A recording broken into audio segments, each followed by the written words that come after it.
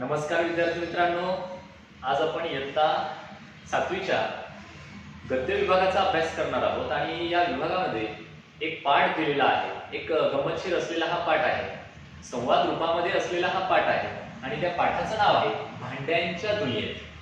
आपल्याला भांड्यांच्या दुनियेमध्ये जायचं आहे. म्हणजे काय हो, तर बघा, भांडी हा जो काही घटक आहे, म्हणजे हा जो भाग आहे, तर हा आपल्या जीवनाचा एक अविभाज्य भाग आहे. दैनंदिन जीवनाचा तो अविभाज्य भाग आहे. मग आपल्याला ते भांडे कशासाठी लागतात? मग अन्न शिजवणं असेल, ते शिजवलेलं अन्न आपण खाण्यासाठी असेल, मग वेगवेगळ्या उपयोगांसाठी, कामांसाठी ही भांडे वापरले जातात. बरोबर आहे. मग हे जे काही भांडे आहेत, तर ह्या भांड्यांमध्ये बघा, जसा काळ बदलत गेला त्या काळानुरूप भांड्यांमध्ये सुद्धा बदल घडत आले. हो की नाही? मग हे जे काही बदल आहे, हे बदल कसे घडले? तर हे स्वतः भांड्यांनी त्यांच्या मनोगतातून व्यक्त केलेलं आहे. या पाठामध्ये त्या भांड्यांनी आपलं मनोगत व्यक्त केलेलं आहे. म्हणजे त्यांच्या मनामध्ये असलेल्या ज्या भावना आहेत, पूर्वीपासून चालत असलेला तो भांड्यांचा उपयोग आणि आत्ताच्या आधुनिक काळात भांड्यांचा जो उपयोग होतोय, याबद्दल त्यांच्या मनामध्ये ज्या काही भावना आहेत, तर त्यांनी त्या आपल्या मनोगतातून व्यक्त केल्या आहेत. आपलं मनोगत त्यांनी मांडलेलं आहे. बरोबर. मग असा हा जो पाठ आहे, तर या पाठामध्ये आपल्याला ह्या संपूर्ण भांड्यांचं, मग पूर्वीपासून जे भांडी वापरात आली आणि जे आता पण वापरात आहे, तर अशा भांड्यांचा आपल्याला मनोगत बघायचा आहे आणि त्या पाठाचं नाव आहे भांड्यांच्या दुनियेत. आता हा जो पाठ आहे, तर हा संवादरूपी आहे. या संवादामध्ये अशाच गमती जमती आहे की उन्हाळ्याची सुट्टी असते आणि ह्या उन्हाळ्याच्या सुट्टीमध्ये जवळपास 5 मुलं आहे की ज्या 5 मुलांचा हा संवाद आहे. बरोबर. आणि ह्या संवादातनं मग प्रत्येकाने ज्याला ज्याला जी भांडी माहिती होती, तर त्या भांड्यांविषयी त्यांनी सांगितलेलं आहे. आणि जेव्हा एखाद्या भांड्याविषयी ते सांगताय, तर ते भांड सुद्धा त्याचं स्वतःचं मनोगत व्यक्त करत आहे. असा हा पाठ आहे. तर चला बघूया, हा पाठ बघूया. आधी मी वाचन पण करतो आणि त्या वाचनाबरोबर त्या पाठामध्ये जे आलेले काही नवीन शब्द असतील, तर त्या नवीन शब्दांचा, त्या संबोधांचं मी स्पष्टीकरण पण तुम्हाला देणार आहे. चला मग लक्ष ठेवा. पाठ आहे भांड्यांच्या दुनियेत. उन्हाळ्याची सुट्टी सुरू होताच अरुण, आदिती हे आजी आजोबांकडे गावी पोहोचले. तेथे मामाची मुलं त्यांची अतुरतेने वाट पाहत होते. आता काय, मुलांची नुसती धमालच. आता मामाचं गाव म्हटलं म्हणजे काय, मुलांची धमाल असते. बरोबर. म्हणजे दोघं मामाच्या गावाला गेले. आंबे, कलिंगडे, ऊस खाणे, त्याबरोबर विहिरीत पोहणे, असा हा त्यांचा मुलांचा निश्चित दररोज नियमित असलेला कार्यक्रम होता. जे पदार्थ खाणे, फळं खाणे आणि त्याचबरोबर मस्तपैकी विहिरीत पोहणे, हा यांचा कार्यक्रम नियमितपणे ठरलेला होता. उन्हामुळे आजी त्यांना दुपारी घराबाहेर जाऊ द्यायची नाही. आजीचं नातवंडांवर किती प्रेम असतं बघा. उन्हात म्हणजे जेव्हा मामाकडे मुलं येतात, आजी आजोबांकडे आजोळी जेव्हा मुलं येतात, तर तेव्हा ते उन्हात फिरू देत नाही. का? कारण त्यांची काळजी असते. बरोबर की नाही? मग बघा, ती आजी काही त्यांना फिरू द्यायची नाही उन्हामध्ये. आणि मग दुपारी मुले जी असायची, तर ती कुठे असायची? घरातच राहायची. ओके. काही ना काही खेळ खेळायची, घरामध्ये कोणी ना खेळ खेळायची. अशाच एका दुपारी काय होतं बघा, मुले लपाछपी खेळत होते. आता लपाछपी माहिती तुम्हाला? बरोबर. लपून बसतात बघा मुलं. तुम्ही खेळतात, मीही लहानपणी खेळलेलो आहे. तो लपाछपीचा खेळ खेळत होते. बरोबर. माधववर राज्य होतं. माधवने राज्य घेतलेलं होतं आणि बाकीची मुलं लपलेली होती. आदिती कोठीच्या खोलीत लपायला गेली. आता कोठी हा इथे संबोध आहे बघा, शब्द तुम्ही ऐकलेला आहे, कोठी. आता कोठी म्हणजे काय? तर कोठी म्हणजे धान्य साठवण्याची जी जागा असते, ती लोखंडी धातूपासून बनवलेली असते. बरोबर आहे. अॅल्युमिनियम सारख्या धातूपासून बनवलेली असते. त्या भागाला काय म्हणतात? त्या साधनाला काय म्हणतात? त्याला कोठी म्हणतात. शब्द आहे इथे कोठी. लक्षात ठेवा, कोठी या शब्दाचा अर्थ. कोठी म्हणजे काय? तर धान्य साठवण्याची एक जागा. तर त्या कोठी जिथे ठेवलेली होती, तर त्या खोलीमध्ये ती लपली. बरोबर आहे. पुढे काय होतं बघा, तेवढ्यात तिचं लक्ष कोपऱ्यात ठेवलेल्या जात्याकडे गेलं. जातं माहिती का तुम्हाला? जातं नवीन शब्द आहे. जर ग्रामीण भागातील मुलं बघा, ग्रामीण भागातल्या मुलांना हा शब्द माहिती आहे. जातं म्हणजे काय? जातं म्हणजे काय? तर धान्य दळण्यासाठी पूर्वीच्या काळात, अजून सुद्धा आहे, घराघरांमध्ये ते जातं आहे. तर पूर्वीच्या काळात ते धान्य दळण्यासाठी असलेला एक साधन होतं, जे दगडापासून बनवलेलं होतं. असं हे साधन. तिचं लक्ष कुठे गेलं? तर तिचं लक्ष जात्याकडे गेलं. तिने पहिल्यांदाच जाते पाहिलं होतं. कोणी? त्या मुलीने. तिचं नाव होतं आदिती. हे काय आहे तिने विचारलं. तिने पुटपुटत विचारलं भावंडांना. बोटीच्या खुली बोलावलं आणि जातं दाखवलं. त्या सगळ्यांना बोलवलं आणि तिने ते जातं दाखवलं. त्यांच्याकडे पाहून जात्याने स्मित हास्य केलं. बघा, आता जात्याचं मनोगत पुढे आहे. जातं आता तिथे ठेवलेलं होतं. त्या आदितीने बाकीच्या तिच्या भावांना बोलवून घेतलं आणि ते जातं दाखवलं. जात्याने स्मित हास्य केलं. ते हसून बोललं. काय म्हणतंय बघा, जातं काय म्हणतंय. आता इथे संवाद आहे. जातं म्हणतंय, काय मुलांनो, ओळखलं का मला? जातं म्हणतंय, काय मुलांनो, तुम्ही ओळखलं का मला? मी जातं, असं तो म्हणतोय. अरुण म्हणतो, तू इथे काय करतोस? पुढे जातं काय म्हणतं, काय सांगू तुम्हाला, आजकाल लोक माझा फक्त लग्नाची हळद दळण्यासाठीच उपयोग करतात, असं जातं म्हणतंय. नंतर असं कोपऱ्यात ठेवून देतात. काम झालं की कोपऱ्यात ठेवून देतात. आता काय, माझे नवे मित्र सगळे सोयरे स्वयंपाकघरात विराजमान झाले आहेत. हळद दळण्यासाठी जात्याचा वापर आज सुद्धा करतात बघा. लग्नाच्या वेळेस जेव्हा हळद दळली जाते तर तेव्हा ते हळद दळण्यासाठी काय वापरतात, हे जातं वापरतात. बरोबर आहे. आणि जातं म्हणतंय, माझं काम झालं की मला कोपऱ्यात ठेवलं जातं आणि माझे जे सगळे सोयरे आहे, आता सगळे सोयरे हा शब्द कशासाठी आहे माहिती का? सगळे सोयरे म्हणजे काय, त्याचे जे मित्र आहेत कोणते, म्हणजे थोडक्यात जात्यासारखेच इतर जे काही भांडे आहेत त्या भांड्यांबद्दल त्याने सगळे सोयरे हा शब्द वापरलाय. आलं लक्षात? तर ते इथे विराजमान झालेले आहेत. पुढे काय होतं बघा, पुढे काय म्हणताय, अदिती काय म्हणते मग, तुझे मित्र सगळे सोयरे. आता आदितीने हे पहिल्यांदाच बघितलं जातं जर पहिल्यांदा बघितलं तर त्याचे सगळे जे सोयरे आहेत ते सुद्धा ती पहिल्यांदाच बघत असेल, म्हणून तिला तो शब्द नवीन वाटला. सगळे सोयरे आणि तुला मित्र कोणते आहेत, कोणते, आम्हाला नाही समजलं, असं आदिती म्हणते. जातं म्हणतोय बघा पुढे, तुम्हाला काहीच माहिती नाही आमच्याबद्दल. जातं काय म्हणतंय, तुम्हाला काही माहिती नाही. जे जातं होतं तर त्या कोठीतल्या इतर भांड्यांना उद्देशून ते बोलतंय. पुढे बघा, सांगूया का आपण यांना आपला जन्म, विकास आणि आपल्यात होत गेलेल्या बदलांबद्दलची माहिती, असं ते जातं त्या बाकीच्या त्याच्या ज्या सगळ्या सोयरीची काही भांडे होती त्या भांड्यांना सांगतंय, विचारतंय, आपण यांना सांगूयात की आपला इतिहास काय, आपला विकास कसा झाला, आपण इथे कसे आलो, हे सांगूया का? कोठीतली जी काही जुन्या प्रकारची सर्व भांडी होती त्यांनी माना डोलवल्या आणि होकार दिला. त्याच्यातला सगळ्यात आधी पहिला आहे दगडी पाटा. ओके, दगडी पाटा नाव ऐकलं असेल तुम्ही. बघा पुढे सांगतो मी काय म्हणतो तो. बघा, थांब मी सांगतो, असं दगडी पाटा म्हणतोय. त्यांना आपला इतिहास, बरं का मुलांनो, मानव जसा शेती करू लागला, स्थिर जीवन जगू लागला, तशी त्याला अन्न शिजवणं असेल, अन्न साठवणं असेल, यासाठी त्याला भांड्यांची आवश्यकता पडू लागली, असं कोण म्हणतंय, दगडी पाटा म्हणतोय. आणि या गरजेपोटी त्यानं मातीपासून मडकी असेल, त्यानंतर पसरट असलेल्या ताटल्या असतील, वाडगे आहे, पराती, रांजण, घडे, अशा नित्य उपयोगी भांडी बनवली. बघा, माणूस आपण 5वी मध्ये बघा मानवाची जी पण काही वाटचाल आहे तर त्या प्रकरणामध्ये शिकलेला आहोत. मानवाची वाटचाल झाली ती तुम्हाला माहिती आहे. एफ वानरापासून तर होमो सेपियन जो आधुनिक मानव आहे तर यापर्यंतची वाटचाल तुम्ही शिकलेली आहे. बरोबर. मग बघा, माणूस जेव्हा एका ठिकाणी स्थिर झाला ना तर त्याला त्या भांड्यांचा म्हणजे थोडक्यात नित्योपयोगी जेवढ्या पण काही वस्तू आहे, नित्योपयोगी वस्तू म्हणजे काय, दररोजच्या वापरात असलेल्या वस्तू, या वस्तूंची गरज वाटू लागली. बरोबर आहे.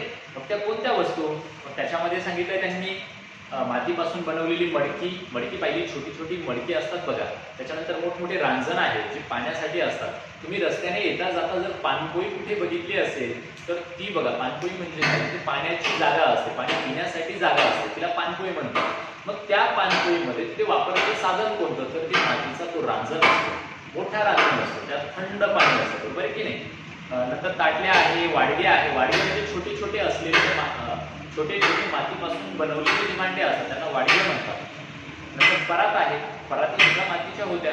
रांजण आहे, घडे आहे, अशा वस्तू त्यांनी बनवल्या. पुढे काय म्हणतोय, पुढे माधव काय म्हणतोय, अरे पण आम्ही आजही मातीच्या माठातलं थंडगार पाणी पितो, छोट्या छोट्या मडक्यात दही लावतो, पण काय रे, माणसानं फक्त मातीचीच भांडी बनवली का? नाही. म्हणजे माधव म्हणतो आम्ही थंड पाणी पितो ते पण माठातलं राजनातलं पितो, बरोबर आहे. नंतर दही जे लावतो मडक्यांना ते पण छोट्या छोट्या मडक्यांना लावतो, बरोबर आहे. मग बघा उन्हाळ्यात जो माठ आहे का, उन्हाळ्यात जो माठ आहे तर त्या माठामध्ये पाणी असतं आणि ह्या पाण्याला त्या माठाला आपण सुती असलेलं ओलसर कापड करतो आणि ते कापड त्याला गुंडाळून ठेवतो. का गुंडाळतो? कारण ते जे पाणी आहे माठातलं ते पाणी थंड राहावं म्हणून ते त्याला गुंडाळतो, बरोबर आहे. आणि मातीचा माठ असेल, रांजण असेल तर काय करतो, शक्यतो आपण हे जमिनीमध्ये पुरतो. जमिनीमध्ये का पुरतो? कारण जमिनीमध्ये तो त्याला गारवा मिळतो, बरोबर. तो मातीपासूनच बनवलेला आहे आणि म्हणून मग त्या रांजणाला, त्या माठाला ओला म्हणजे थोडक्यात गारवा मिळावा यासाठी, म्हणजे ते पाणी पण गार होईल, थंड राहील यासाठी ते जमिनीत पुरलं जातं. पुढे बघा हे झालं याचं कोणाचं, दगडी पाट्याचं. आता पुढे काय म्हणतोय बघा, सुरई म्हणते. सुरई माहिती तुम्हाला, नाव ऐकलं असेल, सांगतो मी पुढे. नाही तसं नाही, मातीच्या भांड्यांबरोबरच दगडी, लाकडी, चांबड्याची भांडीही मानवानं तयार केली. दगडाची पण केली, मातीची पण केली. मातीची तर केलीच, पण त्याच्याबरोबर दगडाची पण केली, लाकडाची भांडी सुद्धा बनवली, त्याचबरोबर चांबड्याची भांडी सुद्धा बनवली. आणि काय, तुम्ही चांबडी बुदलं बघितलं असेल, चांबडी बुदलं, बरोबर आहे. इथे तुमच्या पान नंबर 20 वरती बघा हे बरेच चित्र दिलेले आहे, ह्या सगळ्या भांड्यांची चित्र दिलेली आहे. तर त्यामध्ये तुम्हाला इथे दिसतंय बघा, चांबड्याचं बुदलं आहे हे इथे, याला चांबड्याचं बुदलं असं म्हणतात, बरोबर आहे. दिसलं का सर्वांना? पान नंबर 20 वरती सर्वांनी ते बघायचं आहे, ओके. त्यानंतर पुढे सांगितलं त्यांनी, वाळलेला जो भोपळा असतो का, त्या भोपळ्यापासून बनवलेलं तुंब, इथे पण त्याचं चित्र दिलेलं आहे बघा, हे पान नंबर 20 वरती. म्हणजे भोपळा वाळला की त्यामध्ये असलेल्या त्याच्या ज्या बिया असतात त्या बिया काढून घेतात, खरवडून घेतात आणि आतमध्ये पोकळ जागा असते आणि त्या पोकळ जागेमध्ये म्हणजे त्या भोपळ्यामध्ये काय भरलं जातं, पाणी भरलं जातं. त्याला म्हणतात तुंबे. काय म्हणतात त्याला? तुंबे म्हणतात.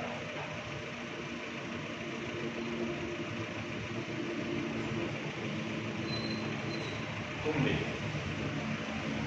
ठीक आहे, बर. तर अशी ही ती भांडी पाणी साठवण्यासाठी.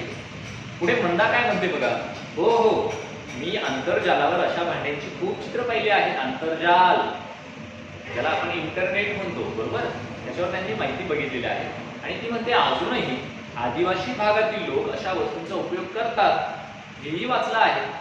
हो नक्की आहे, आदिवासी भागातील लोक अजून सुद्धा अशा भांड्यांचा वापर करत असतात. कुंभ असेल किंवा मग बुदलं असेल यांचा वापर आज सुद्धा हे करतात.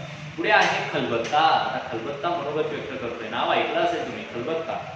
मुलांनो, लाकडापासून बनवलेली, भिंतीलगत ठेवलेली ही काठवट पहा. काठवट हा पण एक नवीन शब्द, नवीन म्हणजे जुनाच आहे पण तुमच्यासाठी नवीन आहे. काठवट, काठवट म्हणजे माहिती तुम्हाला काय? काठवट याचा अर्थ काय बघा. आज आपण पीठ मळण्यासाठी, तुम्ही जर स्वयंपाकघरात गेले आणि आई जर पीठ मळत असेल तर पीठ मळण्यासाठी एक परात असते बघा, परात म्हणतो आपण त्याला. पण ती परात कशाची असते माहिती का? ती स्टीलची असते, लोखंडाची असते. पण जुन्या काळी ह्या लाकडाची परात सुद्धा होती आणि लाकडी परात जी असते तर त्या लाकडी परातीसाठी शब्द आलेला आहे काठवट. आलं लक्षात? तर हा शब्द आहे. गव्हाचं असेल, बाजरीचं, ज्वारीचं असं पीठ मळण्यासाठी, भाकरी थापण्यासाठी. भाकरी थापणं माहिती आहे, भाकरी केल्या जातात. पोळ्या जशा लाटल्या जातात ना तशा भाकरी लाटल्या जात नाही, त्या भाकरी थापल्या जातात. दोन्ही हातांनी त्या फिरवल्या जातात, त्याला थापणं असं म्हणतात, बरोबर. ग्रामीण भागामध्ये हे शब्द वापरले जातात आणि उच्चारले जातात. तर हे थापण्यासाठी, हे मळण्यासाठी ही काठवट वापरतात आणि आजही ग्रामीण भागात काही घरात तिचा वापर केला जातो, होताना आपल्याला दिसतो. आता काठवटला पण वाटतंय हे सगळेच बोलताय, मग आपण पण बोलूया. ती पण बोलायला लागली. ती काय म्हणते, अगं म्हणता, तुला आठवतं का तुझ्या आजीला आमचा नवा मित्र म्हणजे कोण, मिक्सरची खूप भीती वाटायची. नवा मित्र म्हणजे कोण, मिक्सर. आता हल्लीच्या काळामध्ये ही जी काही जुनी भांडी आहे तर ती दळण्यासाठी न वापरता मिक्सरचा वापर केला जातो. म्हणजे या सगळ्या भांड्यांची जागा कोणी घेतली, मिक्सरने घेतली. म्हणून म्हटले आमचा नवा मित्र. कुणाचा? ह्या बाकीच्यांचा. कुणाचा? बघा, दाण्याचा कूट करायचा असेल, मिरच्या, हळद, धणे अशी काही कुटण्यासाठी हे जे काही धान्य आहे किंवा काही मिरची असेल, काही कूट असेल तर ते कशासाठी? ते कुटण्यासाठी. उखळ मुसळ, उखळ मुसळ पाहिलंय तुम्ही? मुसळ पाहिलंय का? खलबत्त्यामध्ये असलेला तो मुसळ. त्यानंतर दगडी खल किंवा खलबत्ता, त्यालाच खलबत्ता आपण म्हणतो बघा. आणि हे सगळ्या जेवढ्या पण काही भांडी होती, वस्तू होत्या, तर ह्या आजीने वापरलेल्या आहे. आजी वापरायची. पाटा वरवंटा वापरायची. बघा मिक्सर, आपण आज मिक्सर वापरतो. मिक्सर चालू केलं की सगळे लगेच दळून मोकळे होतात. पण आज सुद्धा ग्रामीण भागामध्ये पाट्यावरती वरवंट्यावरती जे पण काही मिरची असेल, लसूण असेल, शेंगदाणे असेल, तर हे वाटले जातात. त्याला वाटणं म्हणतात. पाट्यावरती, त्या वाट्या वरवंट्यावरती ते वाटले जातात. आणि उखळ मिसळ म्हणजे काय? जेव्हा ते कांड असतात ना, ते कांड काढण्यासाठी, धान्य काढण्यासाठी ते उखळ मिसळ वापरले जातात. आजही आहे. मग आता पुढे काय म्हणताय बघा. आता तुम्हीच सांगा मुलांनो, आज उखळीमध्ये कोण पदार्थ कुटत बसलंय? लावला मिक्सर की झालं काम? वेळ वाचतो आणि श्रमही वाचतात. पूर्वी पिठाच्या मसाल्याच्या गिरण्या नव्हत्या. गृहिणी जात्यावर धान्य पीठ दळायच्या, धान्याचं पीठ दळायच्या. नंतर धान्य पाखडायला सूप असायचं. धान्य पाखडणं म्हणजे काय? तर आता बघा, धान्यामध्ये जे पण काही छोटे छोटे मातीचे दगडाचे जे कण असतात किंवा इतर बाकीचे काही घाण असते, बरोबर आहे, तर ते कण बाजूला काढण्यासाठी एक सूप आकारामध्ये एक जुनं साधन होतं की जे पाखडलं जायचं, बरोबर आहे. त्याचं हलवलं जायचं, वर खाली हलवलं जायचं आणि वर खाली हलवलं म्हणजे ते पाखडलं, तर त्याच्यातले जी पण ती घाण असेल ती घाण सगळी एका ठिकाणी जमा व्हायची. तर त्या भांड्याला, त्या साधनाला म्हणायचं सूप. आजही ग्रामीण भागात वापरतात. पुढे बघा, पुढे काय म्हणताय. हे सगळं खरं आहे, मंदा म्हणते आता, हे सगळं खरं आहे.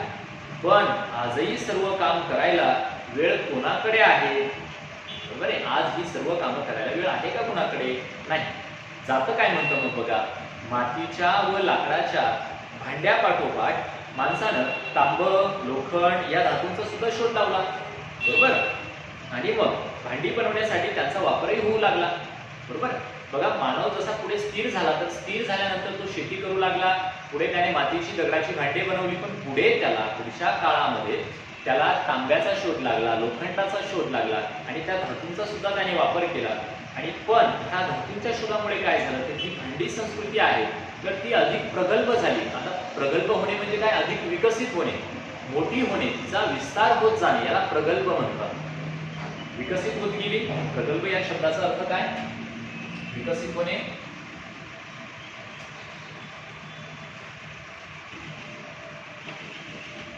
प्रगल्भ, विकसित होणे, ती विकसित होत गेली. बर, तांब्याची असेल, लोखंडाची भांडी वापरात आली, विकसित होत गेली. अरुण पुढे काय म्हणतोय, म्हणजे फक्त भांडी बनवण्यासाठी या धातूंचा खूप उपयोग होऊ लागला, बरोबर. असंच तुला म्हणायचं का? म्हणजे जर भांडी बनवायची असेल, मातीची दगडाची भांडी तर झाली, पण पुढे पुढे जेव्हा ह्या धातूंचा शोध लागला, तांब, लोखंड, बरोबर आहे, तर यांचा उपयोग झाला का भांडी बनवण्यासाठी, असं तुला म्हणायचं का? पुढे काय होतंय बघा. पण जाते भाऊ, आम्ही लोखंड आणि तांब या धातूंच्या भांड्याबरोबरच चांदीची देखील भांडी पाहिली आहे. जातं काय म्हणतंय. पलंग, खुर्ची, टेबल, कपाट, दार, खिडक्या आहेत, मोठे दरवाजे यांसारख्या लोखंडापासून तयार होणाऱ्या वस्तू आहेत त्या तुम्ही पाहिलेल्या आहेत, बरोबर. पण त्याचबरोबर स्वयंपाकासाठी लागणारी जी लोखंडी कढई आहे, त्यानंतर लोखंडी तवा आहे, तर यांसारख्या भांड्यांचा वापर होताना सुद्धा तुम्ही पाहिलेला आहे, बरोबर आहे की नाही. आता बघा, स्वयंपाक करताना आपण लोखंडी कढई वापरतो. का वापरतो माहिती का? जर तुम्ही विज्ञानामध्ये शिकलेले असाल, काय विज्ञानामध्ये आपण हे शिकलोय, लोखंड म्हणजेच काय? लोह, बरोबर. त्याला आपण आयर्न म्हणतो. तर या लोखंडामध्ये लोहाचं प्रमाण असतं आणि जेव्हा मग याच्यामध्ये आपण त्या धातूचा वापर करतो, तर त्या धातूबरोबर जे लोह आहे, तर ते लोह आपल्या शरीरात जातं. तवा असेल, त्याच्यामधलं सुद्धा लोह आपल्या शरीरात जातं आणि त्या आपल्या शरीराला ह्या सगळ्यांची गरज असते. आणि म्हणून मग आपण ही सगळी जी पण काही स्वयंपाक म्हणजे थोडक्यात भाजी करतो किंवा पोळ्या टाकतो किंवा भाकरी टाकतो, तर त्याच्यासाठी आपण कढई आणि काय वापरतो? तवा वापरतो, तो पण लोखंडी वापरतो. नंतर बांधकाम क्षेत्रात सुद्धा लोखंड या धातूचा वापर होतो. सगळ्यात जास्त लोखंड या धातूचा वापर कुठे होत असेल तर तो बांधकाम क्षेत्रात. का माहिती आहे का? कारण लोखंड हा धातू मजबूत आहे, बरोबर आहे की नाही. एवढा मजबूत आहे की मोठमोठ्या ज्या इमारती असतात, या इमारतींचं बांधकाम करण्यासाठी हा धातू वापरला जातो. म्हणून बांधकाम क्षेत्रात मोठ्या प्रमाणे याचा वापर होतो. तांब आणि लोखंड या धातूंच्या जोडीला चांदी, शिस या धातूंचाही वापर सुरू झाला. चांदी पाहिलंय तुम्ही, चांदीपासून बनवलेल्या वस्तू आहे.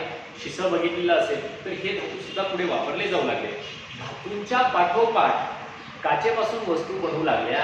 धातूंचा वापर तर झालाच, पण आता सध्या जर तुम्ही बघितलं सगळीकडे तुम्हाला बघायला मिळेल, काय बघायला मिळेल? काचेच्या वस्तू बघायला मिळतील. आणि त्याचबरोबर तांबे आणि चांदी याला पर्याय म्हणून संमिश्र धातू.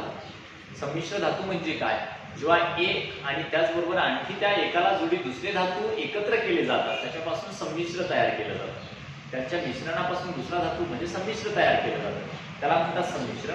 मग पितळ आहे, कांस्य आहे, तर यापासून सुद्धा भांडे बनवलेले आहेत. आपल्या आजीची जर आपण भांडे बघितली असेल, आपल्या आजीला लग्नात आलेली, तर त्या भांड्यांमध्ये तुम्हाला बघायला मिळेल बघा, तांब्याची भांडी आहे, पितळाची आहे, बरोबर आहे की नाही? तर ती जुन्या असलेली, जेवढ्या पण स्त्रिया आहेत आपल्या आजीच्या वयाच्या, त्या सगळ्यांच्या लग्नामध्ये त्यांना काय मिळालेली असतात? ही भांडी मिळालेली असतात. ती तांब्याची असतात आणि पितळाची असतात.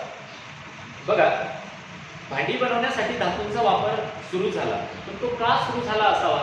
धातूंचा वापर का सुरू झाला असावा? कारण मातीचा वापर जरी झाला तर सगळीच भांडी ही मातीची बनवता येत नसायची, बरोबर आहे? मग जेव्हा या धातूंचा वापर म्हणजे शोध लागला, तर हे धातू मजबूत असल्या कारणाने यांचा वापर पुढे होऊ लागला आणि त्याच्यापासून भांडी बनवता येऊ लागली.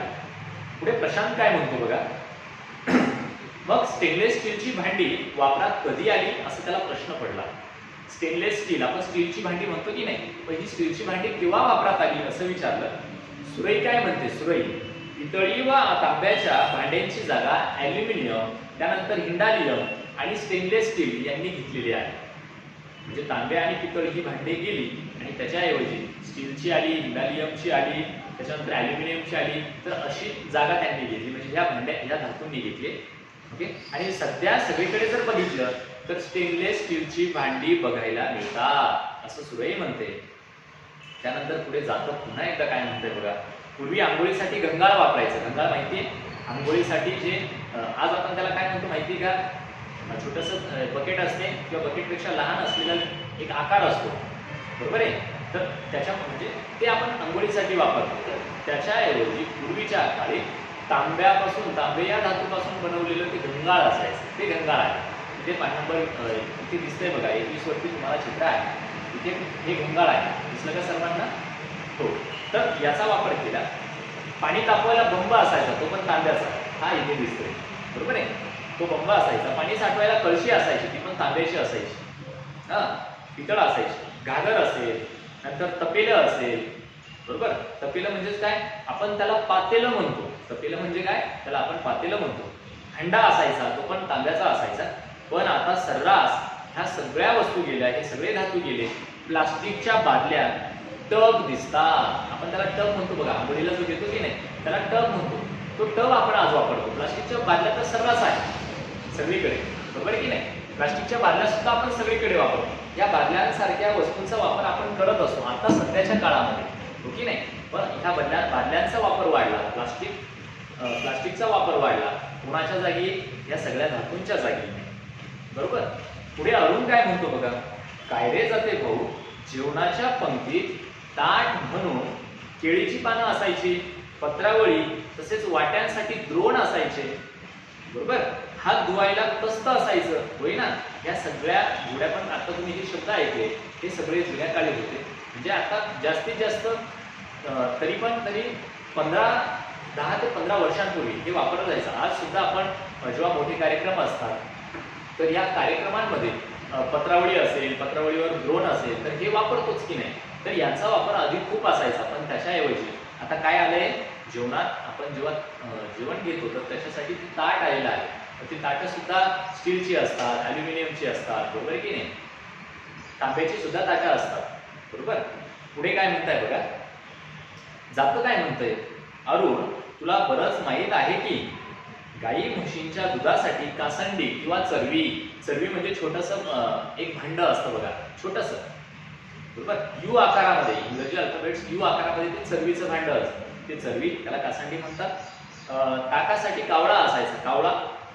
ताकासाठी, ताक टाकण्यासाठी, ठेवण्यासाठी जे जुनं भांड वापरलं जायचं त्याला कावळा म्हणतात.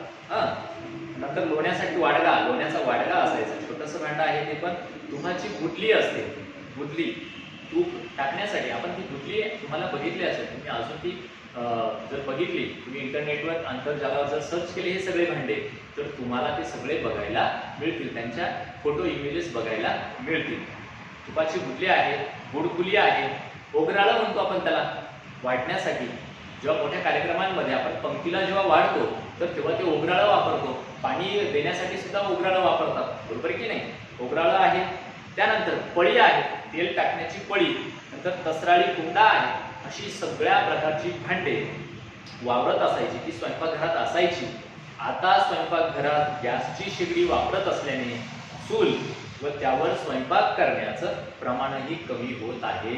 बघा, आता सध्या जर बघितलं तर चूल ग्रामीण भागात अजूनही काही ठिकाणी आहे, पण बऱ्याच ठिकाणी आता चुलीचं प्रमाण कमी झालंय आणि चुलीवर स्वयंपाक करण्याऐवजी शेगडी गॅस तिथे आलं. आणि बाकीची मग ही जी काही स्वयंपाकघरातली बाकीची पण भांडी आहेत ती सुद्धा हळूहळू कमी होत आहे. चूल तुम्ही बघितलेली असेल, चूल पेटवताना आपण काय करतो बघा, ती चूल पेटवण्यासाठी फुंकणी लागते. फुंकणी म्हणजे काय, आपण हवा फुंकतो. आता हवा फुंकतो म्हणजे काय, आपल्या शरीरातनं जेव्हा आपण हवा फुंकतो तोंडावाटे, तर त्या हवेमध्ये ऑक्सिजन असतो आणि ऑक्सिजन हा ज्वलनासाठी मदत करत असतो. म्हणून मग आपण काय करतो, त्या चुलीमध्ये तो जाळ पेटवावा, तो जाळ लागावा, याच्यासाठी आपण काय करतो, त्या फुंकणीच्या माध्यमातून ती हवा फुंकतो, म्हणजे ऑक्सिजन पुरवतो आणि ऑक्सिजन मिळाला की तो जाळ पुन्हा पेटायला लागतो. अशा पद्धतीने याचाही वापर आपण आपल्या स्वयंपाकघरात करत असतो. म्हणजे जिथे चुलीचा वापर केला जातो तिथे बंदा काय म्हणते बघा, पण या काळात मातीपासून तयार होणारी भांडी जी आहे ती बंद झाली का, बंदाला प्रश्न आहे. आता जर बघितलं तर मग ही मातीची जी काही भांडी तयार होते तर ती भांडी तयार होणं बंद झालंय का, असा तिला प्रश्न पडला. पुढे उखळ म्हणतोय आपण एक भांड्यांचा प्रकार नाही, तसं नाही. या धातूंच्या शोधामुळे मातीची भांडी बनवणं बंद झालं असं मुळीच नाही. उलट आज काय झालंय, भांडी तयार करण्यासाठी माती वापरण्याची परंपरा म्हणजे थोडक्यात भांडी संस्कृतीचा पाया मानला जातो. म्हणजे मातीपासून जेव्हा भांडी तयार केली जातात तर म्हणजे याला काय म्हटलंय त्यांनी, तर भांडी संस्कृतीचा तो पाया आहे. भांडी बनवण्याची ती संस्कृती आहे. भांडी बनवण्याची संस्कृती का म्हटलं त्याला, कारण भांडी बनवण्यासाठी मातीचा पहिले शोध म्हणजे थोडक्यात मातीचा वापर त्यांनी केला, सुरुवात तिथून झाली, म्हणून त्याला म्हटलेलं आहे भांडी संस्कृतीचा पाया. भांडी बनवण्याचा पाया कोणी घातला तर तो मातीने घातला, म्हणून त्याला म्हटलंय भांडी माती संस्कृतीचा पाया. कोणाला, मातीला. पण जातं काय म्हणतंय, आज मोठ्या प्रमाणावर चिनी माती किंवा सिरॅमिक्स आहे याचा वापर करून विविध भांडी व वस्तू तयार होत आहे. जातं म्हणतंय बघा, चिनी मातीचा वापर आपण बघितलाय. खूप अशी भांडे आहेत जे भांडे चिनी माती असेल, सिरॅमिक्स असेल यांच्यापासून बनवली जातात. त्यानंतर झाकणाची जी भांडी असेल यांचा सुद्धा प्रसार झाला, त्याला झाकण असतं, ते पण मातीच्या, चिनी मातीच्या असेल, सिरॅमिक्स असेल. नंतर किटलीचा रंग, आकार, त्यावरील नक्षीकाम, त्याचबरोबर त्याच्यावर असलेले जे रत्नजडित सुरया असतात, अशा कलात्मक गोष्टी आपल्याला भांड्यांमध्ये येऊ लागल्या. म्हणजे मातीची भांडी मानवाने तर शोधली, बरोबर आहे. अश्मयुगाचा काळ असेल तर अश्मयुगाच्या काळामध्ये, त्याच्या पूर्वीच्या काळात मातीचा वापर त्या मानवाने केला. दगडांचा पण वापर त्याने मानवाने कशासाठी केला, भांडी बनवण्यासाठी पण केला. पण पुढे पुढे बघा, धातूंचा पण शोध लागला, धातूंचा वापर भांडे बनवण्यासाठी केला. पण पुन्हा एकदा आज आपण जर बघितलं तर मातीचा वापर हा होतोय. या मातीपासून भांडी बनवली जातात आणि त्याचबरोबर त्याच्यावर कलात्मक अशी रत्नजडित सुरया लावल्या जातात, नक्षी काढली जाते, बरोबर आहे की नाही. आपण आकर्षित होतो बघा, जेव्हा एखाद्या मोठ्या बाजारच्या ठिकाणी आपण जातो आणि तिथे सगळे जे स्टॉल जे असतात ते कशाचे लावलेले असतील, भांड्यांचे असतील, तर त्या मातीच्या भांड्यांमध्ये जी छानशी वरती नक्षी केलेली असते, कोरलेली असते, तर ती आपलं जे पण काही लक्ष आहे म्हणजे थोड्या आपल्याला लक्ष वेधून घेण्याचं काम करतात, आपल्याला ते आकर्षित करतात आणि मग आपण ते काय करतो, विकत घेतो, बरोबर आहे. मग आधी ती काय म्हणते, हो हो हे अगदी खरं आहे, आमच्या घरी स्टेनलेस स्टील, नंतर नॉनस्टिक व कोटेड मेटलची भांडी आहे. आता सध्या कोटेड भांड्यांचं एक ट्रेंड आहे बघा. तवा असेल, त्यानंतर कढई असेल, बरोबर आहे, कुकर असेल, तर ह्या भांड्यांना आता कोटिंग येते, वरून त्याला कव्हर येतं, बरोबर आहे. मग ती स्टेनलेस स्टील असेल किंवा मग नॉनस्टिक असेल, तर अशी ती भांडी आता सध्या आहे. खलबत्ता याच्यावर म्हणतोय, प्रत्येक जण स्वतःच्या खिशाला परवडणारी, सहजपणे उपलब्ध होणारी आणि वापरण्यास सोपी असणारी भांडी खरेदी करण्याचा प्रयत्न करतो. प्रत्येकजण खिशाला परवडणार म्हणजे काय, जी वस्तू जास्त महागडी नाही. भांडे घ्यायची पण ती महागडी नसावी. मग अशी वस्तू कोणती आहे, वापरायला पण सोपी आहे अशी वस्तू कोणती, तर त्या ज्या वस्तू आहेत भांड्याच्या, त्या भांड्याच्या वस्तू कोणत्या, तर त्या मातीपासून बनवली. आलं लक्षात. आणि प्रत्येकजण तेच बघत असतो. एकूण काय, तर भांडी ही जी काही आहे तर ती भांडी मानवी संस्कृतीच्या एक अविभाज्य अंग आहे. आणि गरजेनुसार मग भांड्यांमध्ये विविधता आलेली आहे. ती एक असली तरी सुद्धा जिथे तिथे मानवी समाज, तिथे तिथे भांडी असणारच. आता मानवी समाज आला म्हणजे भांडी आली. का, कारण आपल्या दैनंदिन वापरामध्ये आपण भांड्यांचा वापर हा आपला नियमित आहे, तो ठरलेला आहे, तो आपल्याला करावाच लागणार आहे. बरोबर. पण जिथे जिथे माणसं आली, लोक आली, जिथे जिथे वस्त्या आल्या, समाज आला, तर तिथे तिथे भांडी आली. आणि मग आदिती मग काय म्हणते बघा, आज आम्हाला तुम्ही सर्वांबरोबर खूप मजा आली. का, कारण इथे हा जो काही संवाद आहे, या संवादामध्ये काय दिसतंय आपल्याला, काय बघायला मिळतंय, तर ही जी काही आत्ताची नवीन पिढी आहे, तर ह्या नवीन पिढीला जुन्या आपल्या आजी आजोबांनी, आपल्या आजीने वापरलेली जी भांडी आहे त्याबद्दल माहिती नाही. मग ही माहिती देण्याचं काम कोणी केलं, तर ही माहिती देण्याचं काम कोणी केलं, आजच्या ह्या सगळ्या भांड्यांनी केलं. त्या भांड्यांनी त्यांचं मनोगत व्यक्त केलंय, त्यांच्या भावना व्यक्त केल्या आहे, त्यांचा जो इतिहास होता, त्यांचा पुढे विकास कसा झाला, नंतर आता सध्याच्या काळात ते वापरले जातात की नाही, या सगळ्या गोष्टी ह्या भांड्यांनी भांड्यांच्या दुनियेत या पाठामध्ये आपल्याला व्यक्त करून दाखवलेल्या आहेत. मग आपण काय बघायचं बघा, आपल्याला याच्यावर एक संदेश घ्यायचा. काय घ्यायचा, जरी आपण आजच्या आधुनिक विज्ञानाच्या युगात जरी असलो तरी सुद्धा आपण जी काही मातीपासून बनवलेली भांडी आहेत तर ती आपल्या उपयोगाची आहे. आपल्या पूर्वजांनी ती वापरलेली आहे, म्हणून आपण सुद्धा तिचा वापर केला पाहिजे. आता सगळ्या वस्तू तर आपण मातीच्या बनवू शकत नाही, म्हणजे वापरू शकत नाही, पण काही ज्या वस्तू आहेत तर त्या वापरल्याच पाहिजे. उदाहरणार्थ फ्रीज जे आपण वापरतोय, तर त्या फ्रीजचा वापर कमी करून आपण मातीपासून बनवलेला जो रांजण आहे, माठ आहे, तर त्या माठाचा वापर केला पाहिजे.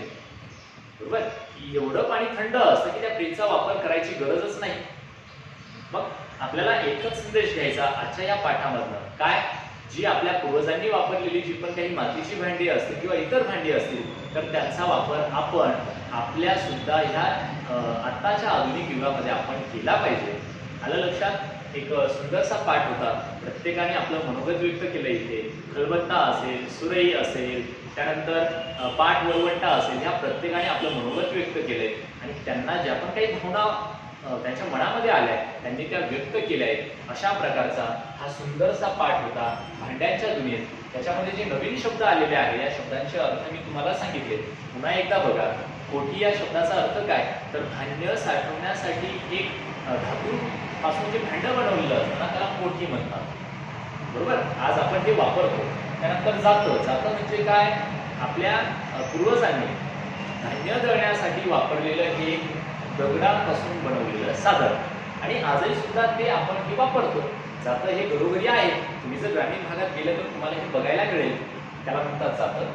तुंब बघितलेलं आहे. तुंब म्हणजे काय, तर आपला जो भोपळा असतो, तर तो भोपळा वाळल्यानंतर त्याच्या आतमध्ये असलेलं जे बी असतं ते बी खरवडून घेतलं जातं आणि आतील भागामध्ये पाणी टाकलं जातं, पाणी ओतलं जातं. ते पाणी थंड असतं, थंड तयार होतं. बरोबर आहे. मग ते जे काही साधन आहे त्याला म्हणतात तुंब. त्यानंतर काठवट. काठवट म्हणजे काय, हल्ली आपण परात वापरतो स्वयंपाकघरात, कशासाठी, पीठ मळण्यासाठी, नंतर भाकरी थापण्यासाठी, तर ते आता सध्याच्या काळात ते वापरतो. पण जुन्या काळामध्ये ह्या परातीत लाकडाची परात बनवलेली होती. आत्ताची परात जी आहे तर ती कशाची असते, लोखंडी असते. बरोबर आहे की नाही, स्टीलची पण असते. पण आता जरी असलं पण जुन्या काळात वापरलेली ही लाकडाची परात, तिला म्हणतात काठवट. त्यानंतर प्रगल्भ म्हणजे काय, प्रगल्भ म्हणजे त्यांचा विकास झाला, त्याचा विस्तार होत गेला. आलं लक्षात.